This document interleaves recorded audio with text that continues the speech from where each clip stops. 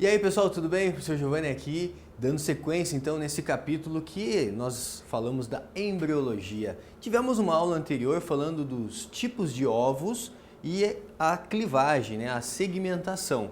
Com relação aos tipos de ovos, basicamente a gente classifica em 4 tipos, né? Tem lá o oligolécito, que tem pouco vitelo, o heterolécito, também chamado de telolécito incompleto, mediolécito, que tem uma quantidade média de vitelo, certo? E inclusive esse vitelo já distribuído de maneira desigual.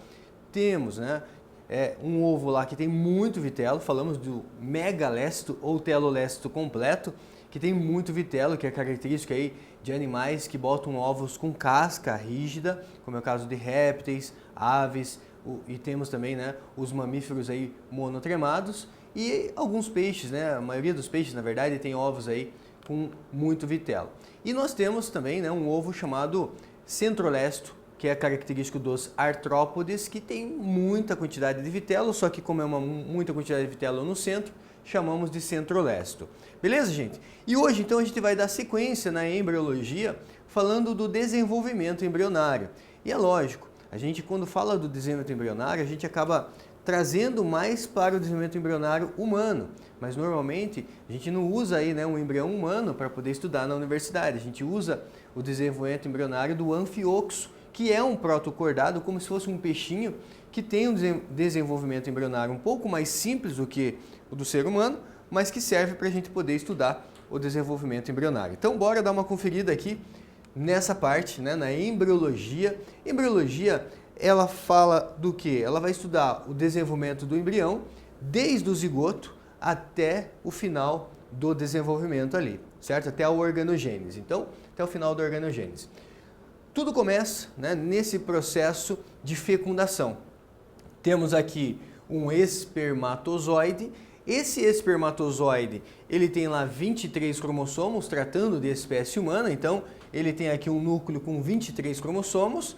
E nós temos aqui um óvulo também com 23 cromossomos. Genericamente nós chamamos de óvulo, sendo um pouco mais específico, né, eu posso chamar de ovócito 2, beleza? Porque o verdadeiro gameta mesmo feminino é o ovócito 2. Genericamente chamamos de óvulo, não tem problema nenhum chamar de óvulo, mas que fique claro aí para vocês que o correto mesmo, né, o verdadeiro gameta feminino é chamado de ovócito 2. Isso a gente vai ver lá ao longo da gametogênese. Gente, então olha só. Eu trago aqui para vocês imagens microscópicas reais. Então, depois da fecundação, forma aqui o que? Forma um zigoto, né? Formou um zigotinho. Esse zigoto ele já tem ali 46 cromossomos, 23 do espermatozoide, 23 do óvulo, formando então um zigoto. O zigoto surge aí a partir dessa junção do pronúcleo masculino com o pronúcleo feminino, num processo ali chamado de cariogamia ou anfimixia, né? Cariogamia ou anfimixia é quando os núcleos eles se juntam, formando então esse estágio que nós chamamos de zigoto. Em algum momento da sua vida você já foi uma única célula. E galera, essa aula ela é muito interessante porque vai mostrar que em algum momento você foi uma única célula e hoje você está aí formado por 50 a 70 trilhões de células, né? Então tudo começou assim, tudo começa uma única célulazinha, né? Num passado aí remoto talvez da sua vida, né? E essa célula ela divide em duas. Então uma célula, um zigoto se dividiu em duas células. Importante dizer que essas duas células elas são clones, gente. Elas são geneticamente idênticas. Aqui ainda não vai ter o processo de diferenciação celular. Se divide em 2 blastômeros, que vão se dividir em 4 blastômeros. Nós vimos na aula anterior que esses blastômeros eles podem ser iguais em questão de tamanho, de volume, mas eles podem ser diferentes, né, no processo de clivagem. Então, quando os blastômeros são iguais, eles têm o mesmo volume, eu digo que essa segmentação ela é o quê? Ela é igual. Quando todo o ovo segmenta, como é esse caso aqui, a gente diz que essa segmentação é holoblástica. Holoblástica, então, quando todo o ovo segmenta. E holoblástica igual seria esse caso aqui, ó, em que os blastômeros têm o mesmo tamanho, têm o mesmo volume. Show? Vamos lá. E aí vai se dividindo em 4, se divide em 8, se divide em 16. Quando chega nesse estágio aqui, gente, que parece uma amorinha, nós chamamos de mórula. Professor, o que é a mórula? A mórula é uma bola maciça, gente, formada por 16 a 22 blastômeros. Se tratando de espécie humana, nós temos a mórula humana formada em torno de 16 a 22 células, né? A gente chama essas células de blastômeros, que são células tronco-embrionárias também, né? Então, temos aqui os blastômeros, em torno de 16 a 22. E outra coisa, esses blastômeros, eles são clones um dos outros. Eles são geneticamente idênticos. Pode acontecer, galera, nesse estágio, da mórula ela separar em duas massas celulares idênticas. E caso separem duas massas celulares idênticas, nós teremos aí o quê? Teremos irmãos gêmeos monozigóticos, né? Irmãos gêmeos idênticos, univitelinos, monozigóticos. Então é nesse estágio de mórula que pode eventualmente separar em duas massas celulares iguais.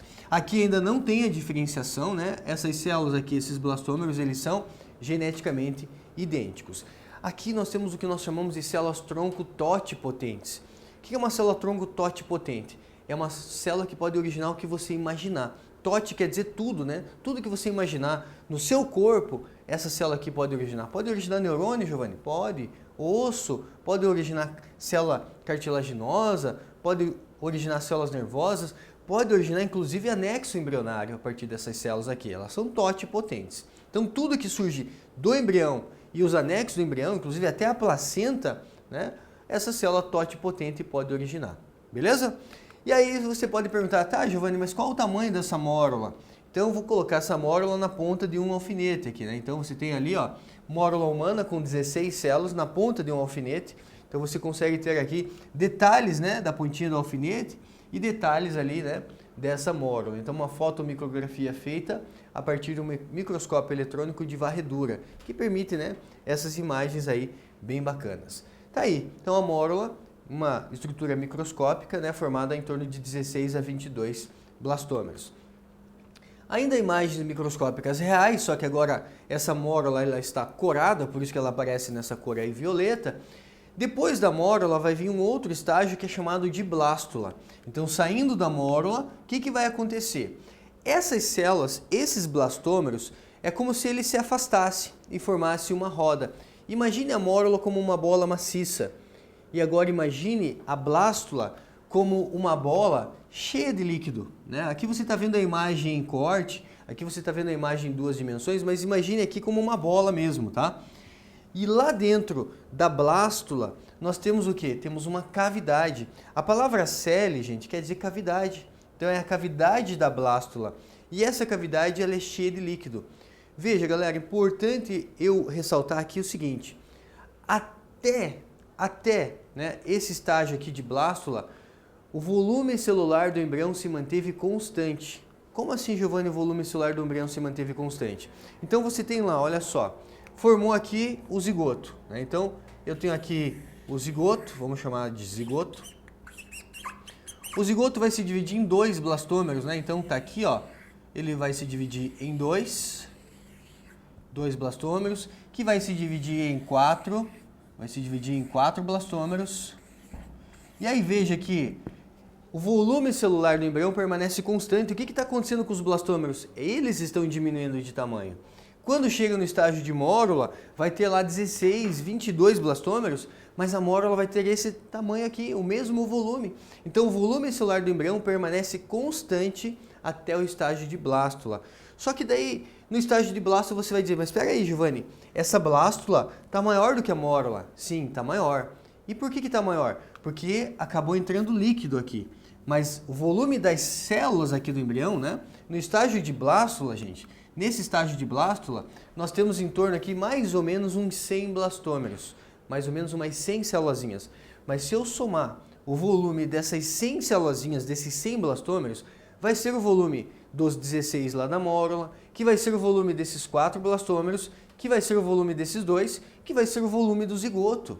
Ah, então é por isso o volume celular do embrião permanece constante, do zigoto até a blástula. Por mais que a blástula aumente de volume, o volume celular permanece constante até esse estágio. Legal? Então tá aí, estágio de blástula. O que a gente observa na blástula?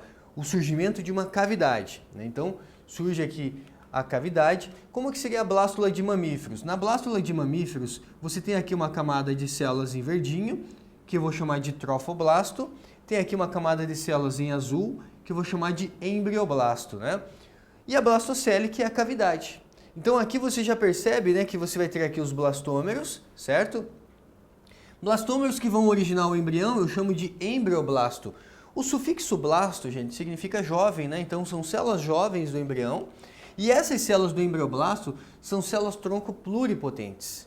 Veja que eu mudei agora, né? Eu não falei mais totipotentes, eu falei pluripotentes. Pluripotentes são células tronco muito poderosas. Elas podem originar o que você imaginar do seu corpo. Só que elas não podem originar, por exemplo, anexos embrionários. Então elas são poderosas, mas não são tão poderosas quanto as células totipotentes. Legal? E aí temos aqui o trofoblasto. Qual a função do trofoblasto, Giovanni? O trofoblasto, gente, ele vai originar o córeo, que vai originar a placenta.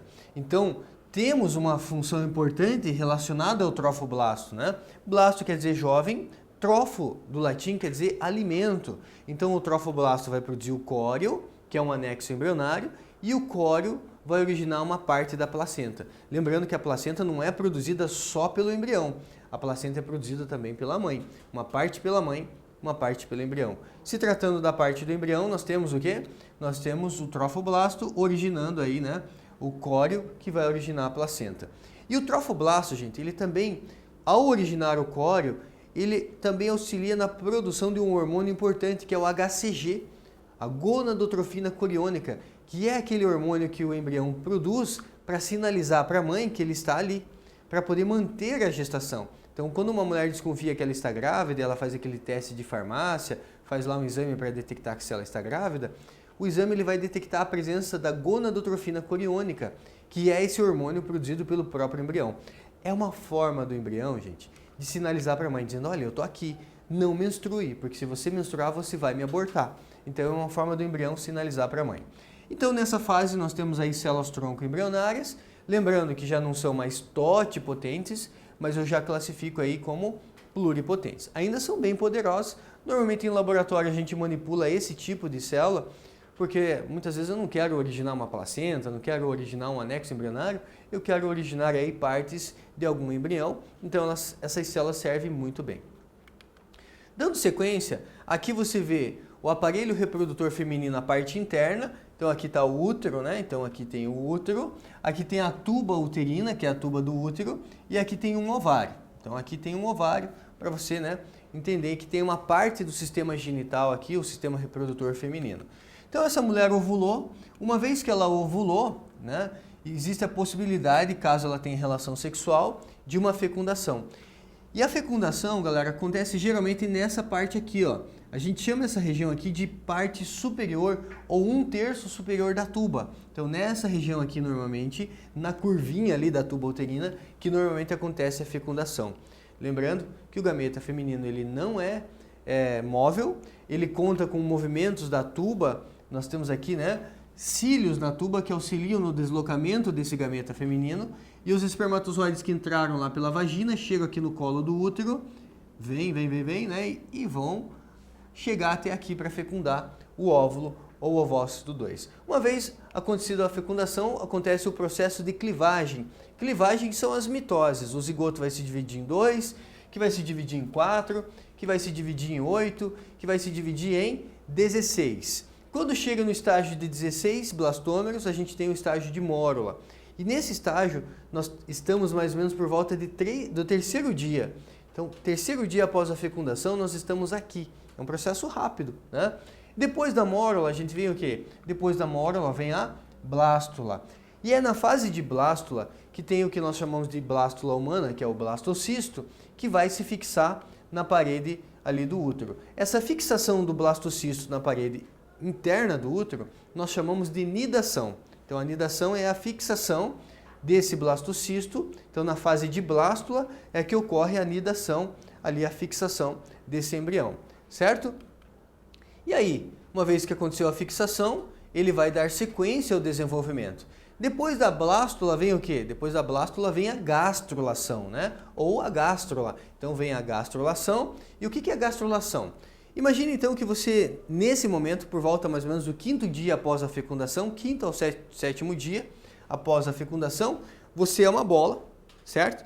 Que lá dentro tem um líquido que a gente chama de blastocele. Então, blástula são 100 blastômeros, mais na periferia, e lá dentro uma cavidade cheia de líquido. Imagina isso como uma bexiga.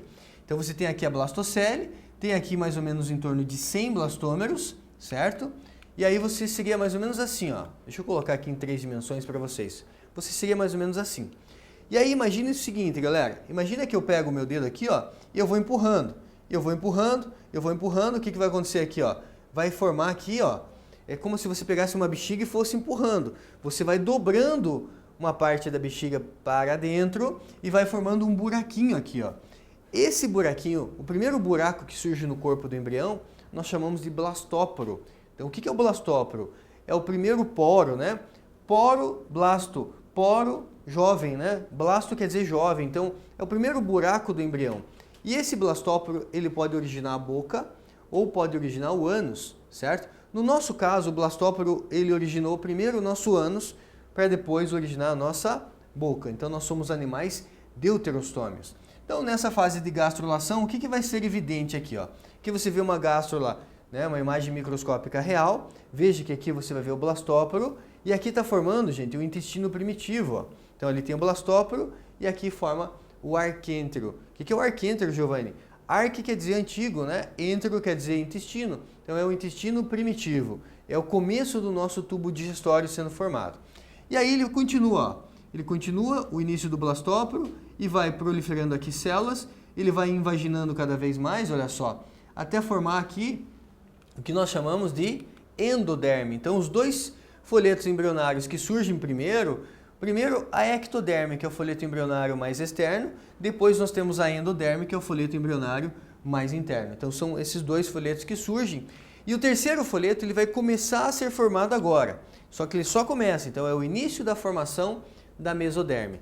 A mesoderme vai ser formada mesmo só lá na neurulação, na próxima etapa aí que a gente chama de organogênese. Mas o início da mesoderme começa aqui em animais aí que são triblásticos. Então, formação dos folhetos embrionários, principalmente, né, a ecto e a endoderme são os dois que são formados, a mesoderme começa a formação. E aí acompanha aqui, ó, galera, o que vai acontecer? Você tem ali os 3 folhetos embrionários, ele vai ter aqui uma placa chamada de placa neural, que vai formar uma gota neural, então ele vai invaginando aqui, vai invaginar um pouquinho mais, olha só, invagina ali um pouquinho mais, até isso daqui, ó, acabar se soltando, certo? Do jeito que tá, a gente já chama aqui de tubo neural, ele vai ser o futuro, né? Tubo neural. Então, veja aqui, ó, eu tenho o tubo neural, certo? Perceba que a mesoderme, olha só, está sendo formada aqui como se fosse a orelha do Mickey, ó. Nesse caso, a mesoderme está sendo formada. Lembrando, né, que em relação ao surgimento aqui do celoma, que vai ser revestido pela mesoderme, nós já somos animais celomados, né? Então, celomados enterocélicos. O que é um celomado enterocélico? É quando a mesoderme ela surge a partir do teto do arquêntero. Do teto aqui do arquêntero, ou seja, dessa maneira, nós temos aí então o quê? Nós temos a formação ali da mesoderme. Legal? E aí vem para o próximo estágio. Em relação ao próximo estágio, você tem essa imagem aqui, certo? Nessa imagem você vê então o quê? Você vê a ectoderme, tem aqui em vermelhinho a endoderme, temos aqui em amarelinho a mesoderme. E o que é isso aqui, Giovanni? Isso aqui é o tubo neural, né? Então você tem ali o tubo neural nessa parte aqui, certo? Deixa eu só tirar essa mensagem da tela para vocês. Deixa eu ver se eu consigo tirar aqui.